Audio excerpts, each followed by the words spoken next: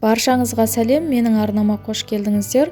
Бүгін сіздермен осындай өте әдемі, көрінісінің өзі тіпті жеуге қимайтын ерекше тағамның рецептісімен бөлісетін боламын. Егер сіз күнделікті бір тағам жасап жалыққан болсаңыз, осы рецептпен жасап көріңіздер, сіздерге ұнайтынына сенімдімін. Тіпті көрінісінің өзі осындай аппетитно болып шығатын тағам. Мен сияқты саңырауқұлақты жақсы көретін болсаңыз, міндетті түрде жасап көріңіздер, және отбасыларыңызға да ұнайтынына сенімдімін. Бізге қажетті заттар укроп, чеснок, сарымсақ, сыр қажет болады, және де саңырауқұлақтар және майонез қажет болады. Ал ендеше бастаймыз. Ең алдымен саңырауқұлақтарымызды тазалап аламыз. Саңырауқұлақтың астын осылай кесіп, ішіндегі ойық қылып қалдырып, қалған артық жерлерінің барлығын кесіп алып тастайсыздар. Барлық саңырауқұлақтарымызды осылай тазалап шығамыз.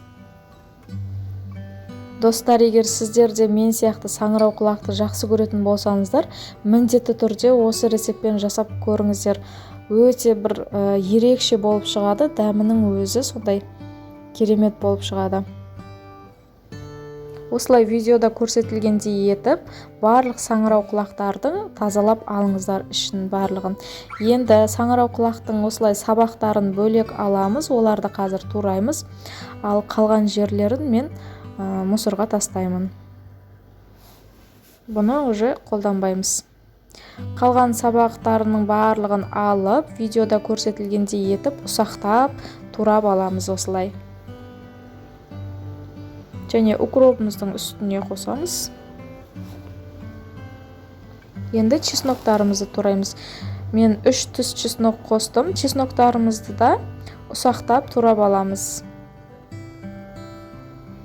Оны да қосамыз. Енді сырымызды. Менде 2 түрлі сыр, екеуінен аз-аздан қостым. Егер сізде бір түрлі болса, сол бір түрлі сырыңызды қоссаңыз да болады.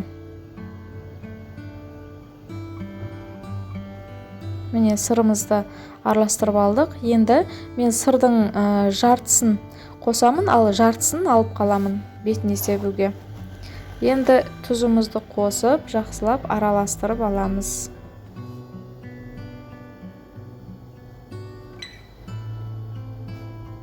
Үстіне зәйтүн майын қостым. Егер сіздерде болмаса, кәдімгі сұйық майды қоссаңыздар да болады.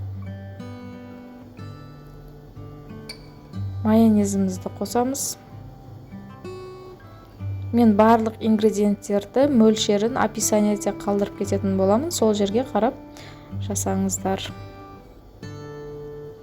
Майонез 2 қасықтай қостым. Енді барлығын жақсылап араластырып аламыз.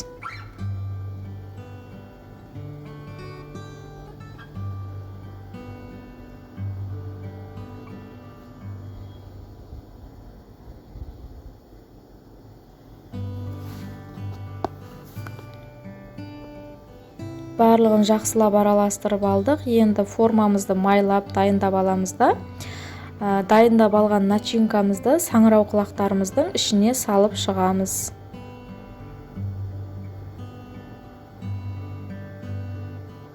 Егер үйлеріңізде адам көп болатын болса, саңырауқұлақтардың ингредиенттерінің көлемін, мөлшерін арттырып жасай бересіздер.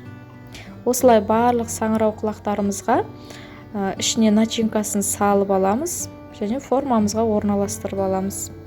Өте тез дайын болады, достар. Енді пешімізге жарты сағатқа салып пісіріп аламыз. 180 градуста. Менде пеш тез қызады, сол үшін мен 150 градусқа қоямын. Пісуге бір 10 минут қалғанда алып, қалған сырымызды бетіне сеуіп, тағы да 5-10 минутқа салып аласыздар. Сонда бетінде сырымыз, міне қарасаңыздар, осылай әдем болып көрінеді. Ертерек сырды салып қоятын болсаңыздар, ол қатып бетінде уже қатып қалады, дұрыстап кесілмей де қалады, жеуге де ыңғайсыз болады. Міне біздің тағамымыз дайын болды. Қарасаңыздар, көрінісінің өзі сондай әдемі, дәмін енді сөзбен жеткізу мүмкін емес. Бұны тек қана жасап көру керек. Міндетті түрде жасап көріңіздер. сіздерге ұнайтынына сенімдімін. Және видео ұнаған болса лайк басып комментарий қалдырып кетіңіздер.